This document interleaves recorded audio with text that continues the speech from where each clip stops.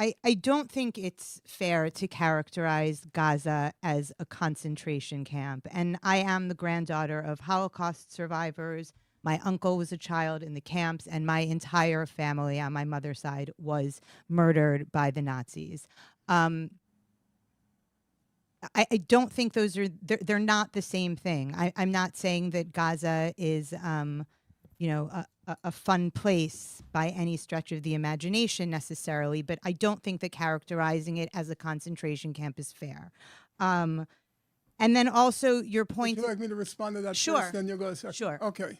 And you can cut this out if you want. No, no. No, I no, have you're to part run. of the conversation. Thank you, Mr. Finkel. So, Baruch Kimmerling was a senior sociologist at the Hebrew University in Jerusalem, and he was highly respected. He's since passed from the scene prematurely. If you look at his book, Politicide, I'll spell it for your listeners, Politicide. Hopefully our listeners can spell that themselves. Yeah, because he coined the term. That's why I'm spelling it for your listeners. He described Gaza as, quote, the largest concentration camp ever. That was in the world. That's his expression. Okay. Okay? Number two, he wrote that in 2003, Okay. before the blockade and before Israel's repeated operations, mowings of the lawn in Gaza. I don't like that phrase, but okay. It's a revolting phrase. Yes. And isn't that something that should give one pause? That phrase is constantly repeated.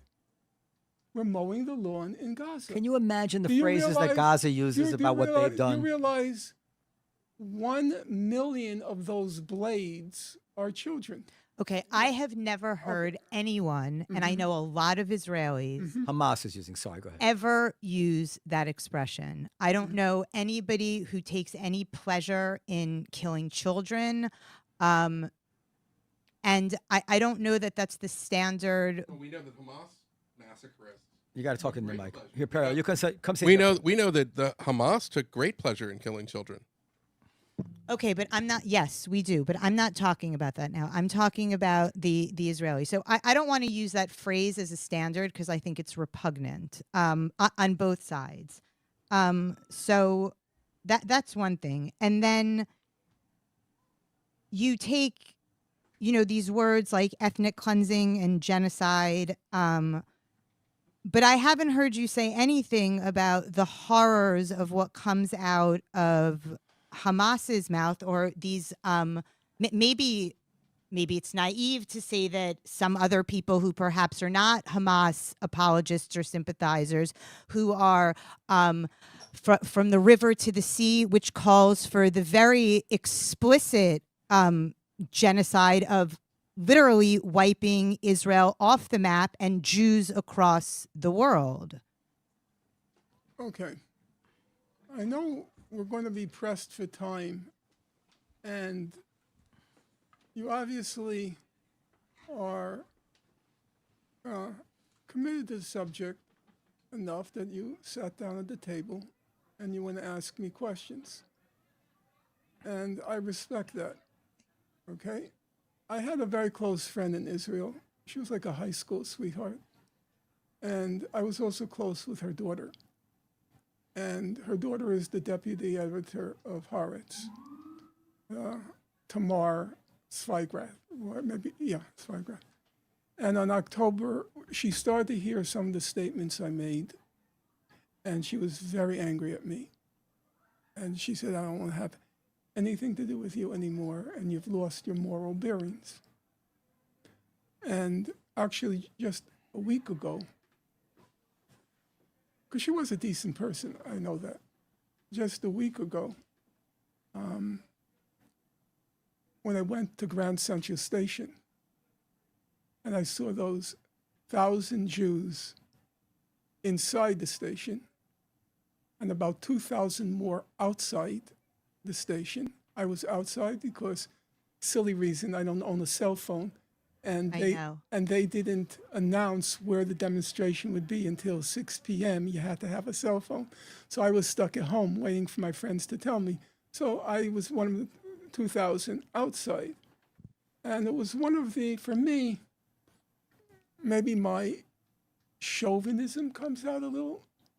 It was such a proud moment, such a magnificent moment, seeing 1,000 young Jews inside Grand Central Station wearing "Ceasefire Now" on the front of the T-shirt and "Not in My Name" on the back side of the T-shirt. It was thrilling, and I wanted to send a picture of that to Tamar and write, "I guess it's not just me who's lost his moral bearings." That's not what I'm asking. Yeah, I know. So now let me get to your question. My parents were very decent people. They were hardworking. My mother was very educated. She went to Warsaw University, studied mathematics, but that was terminated by the war. That was 1937, okay?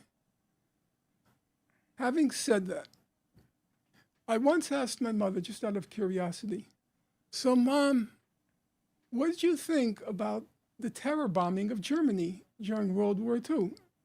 They were engaged in terror bombing to kill German civilians in order to get them to rise up. That was the hope. It didn't work, but to get them to rise up against the Germans, okay? The estimates are as many as 800,000 German civilians were killed in the terror bombing. And she just turned to me and very flatly said, "Our feeling was, if we're going to die, we're going to take some of them with us." She didn't discriminate between civilians and combatants, because we were talking about the terror bombing directed at civilians. If we're going to die, we're going to take some of them with us. It was impossible in my home growing up to say any good word about a German or a Pole. But my parents were from Poland, or a Pole. Now with Poles, it was more contempt. You know, the Jews had a contempt for Poles. My mother would say, "Stupid Pole, stupid Pole." But Germans, it was a raging hatred to the last day of their life, you know? And they were very decent people. Once I brought to my home a friend, Cyrus Wieser, who was half German and half Armenian. It was the first time I ever brought anyone of any German extraction to my home. And my mother wanted to rise to the occasion. And she took him aside at the end and just whispered, "It's okay that you came." That was the furthest she would go. Now, if you asked what she felt in 1945, because I'm talking about 40 years later, it wouldn't have been okay. So for me, it's expecting something superhuman of the people of Gaza to make anything less than the kind of homicidal statements that my own mother said. If we're going to die, we're going to take some of them with us. I have visited Gaza, not extensively, but I have been there. And, you know, for whatever reason, I was treated decently. I lived in the West Bank. I lived in, if you know the West Bank? Okay, I lived in Beit Sahur, the Christian Palestinian village outside Bethlehem. And I lived in Hebron, right across the street from Fawar refugee camp. I went back every year from 1988 to 1993. Do I walk away with a memory? And I didn't meet Hamas people, because Hamas was already around back then. Do I walk away with a memory of homicidal fascist maniacs wanting to kill me? If I did, I would say it. And people have accused me of many things, but lying is not one of them. And also, errors in my footnotes is not one of them. You can accuse me falsely of selectivity. You can't accuse me of misrepresentation. So that's my answer. You're asking for something which, to my thinking, is superhuman, that they feel about the Jews having been locked up in that concentration camp for 20 years, what my parents felt for the Germans. Okay, Wait a second. enough. We have to wrap. Do you want to say?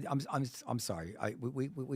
I'm going to hold my Cut it tongue. out. I was going to say something. But I'm going to hold my tongue. No. and it- Say it and finish. I would accuse you of selectivity, and I hope when we meet again that I can try to. Fine, go through my book and I don't show need it. to say I have anything more. I made a whole thing, but I thought it wasn't because I'm supposed to be like I mean, impartial. I didn't want to. I would just tell the listeners, but, the viewers, I would like to spar with you that on that. this Go ahead. entire conversation, we have seen Mr. Finkelstein analogize the conditions of Gaza to a concentration camp. Yes, he has an Israeli sociologist who said it too. It is a free and open society in Israel. So yes, you will find such people who will say these sorts of things. But he's stealing a base, and he's starting with this analogy in order to justify homicidal mass murder. And what I would say to him, even though I am younger and I know that he is a scholar, he's written all these books, is that I wish he would evaluate the fact that he cannot bring himself to simply understand that Hamas are the 21st century Nazis, not Israel.